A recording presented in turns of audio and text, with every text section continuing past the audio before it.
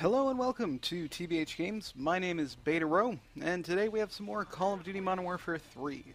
This was a game of kill confirm with some people I knew on Arcaden, and I think I used the Type 95 throughout the entire thing. MP9 secondary, which is just so far and away my favorite secondary, way above the Akimbo FMG9s. I don't know, I've never had luck with Akimbo weapons in this game, which is ridiculous, right? I understand. Everybody friggin' rapes with them, but I don't have any good luck with them. Anyway, this is not a commentary about Modern Warfare 3. It is a commentary about the future of Call of Duty. Now, we already have a little bit of, inclination about what the next game is going to be in the Call of Duty series, and I'm not even actually talking about that game too much right now. The next game is going to be done by Treyarch.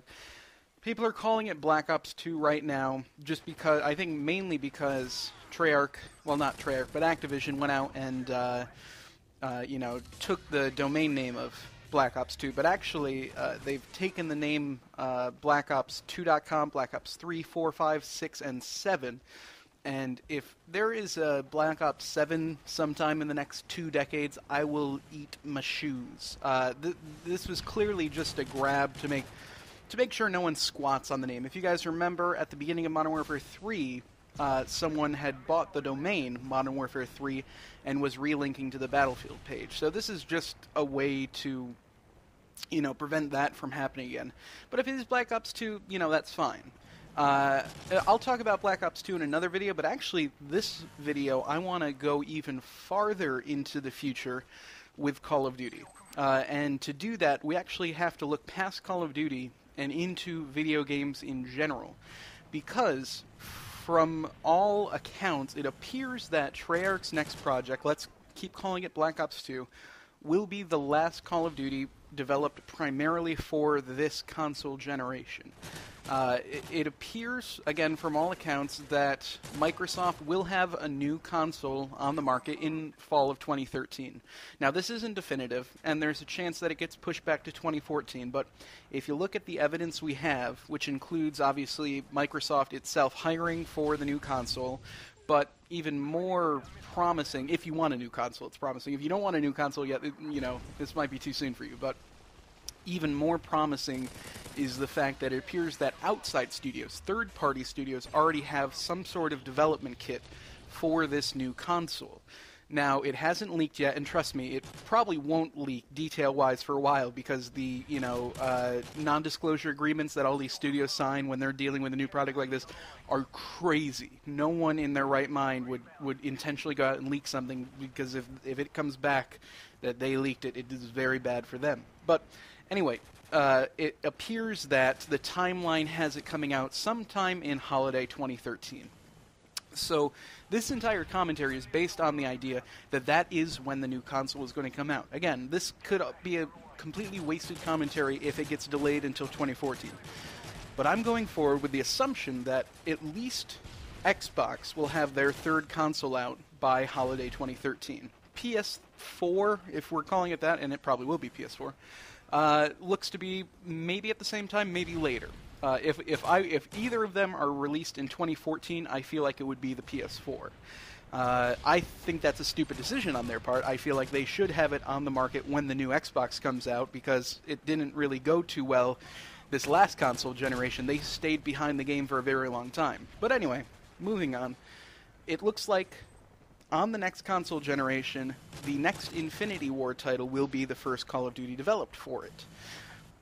If that's the fact, and that's how it turns out, that Treyarch's next project is the last one on this console generation, and Infinity Ward gets the first crack at the next console generation, what are some changes we want to see? Now, first we have to look at this most recent game, and, it was a change from Modern Warfare 2. It wasn't a big change.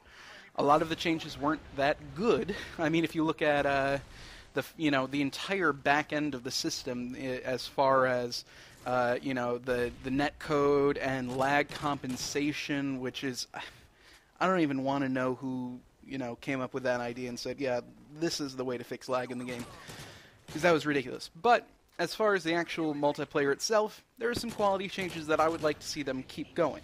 But this whole discussion that I'm going into right now was kind of prompted by watching the Machinima live stream of the new DLC pack the other day, and it was, I think, Sark that was talking about, wanting to see this big structural change.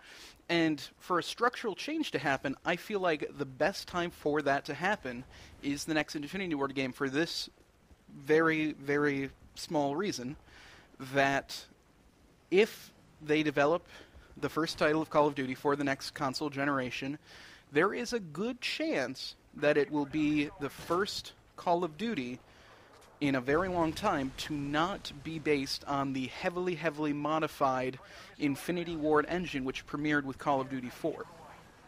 And that's huge. I am not a game developer, I'm not that big on the tech side, but you don't need to be that big on the tech side to know that, the engine makes a lot of your decisions. Now, Battlefield, if you remember, kind of said, screw it, we don't care about staying on a single disc for the Xbox 360. They shipped on 2 discs, one for single player, one for multiplayer, and then you also, if you wanted to have a good experience of the game, you had to download, I think it was like 1.2 gigabytes worth of texture packs to have a high-definition, experience, really. I mean, it was really bad if you didn't install those texture packs. But anyway, the reason that Modern Warfare 3 doesn't really stand up visually to, I was going to say Black Ops, although that might be true too, to Battlefield 3 is the fact that they want to ship this on a single disc. All of the past ones have been shipped on a single disc, and it had to stay this way. And to do that, they have to get so much performance out of this engine that, it's kind of crazy. And they haven't had a full-on, really hardcore update to this engine in a while. The jump from Modern Warfare 2, or Modern Warfare 1, Call of Duty 4, to Modern Warfare 2 was good. They made some good refinements to the engine, but it wasn't, a gigantic leap forward. And then from Modern Warfare 2 to Modern Warfare 3, again, the little adjustments to the engine to, get more out of it. As technology grows, you can get more out of things performance-wise, but it's still the same engine. So I feel like if we see a new engine released with the next Infinity Ward title, that should be a sign that, they're actually making some sort of structural change to the game. I don't want to guess what that's going to be.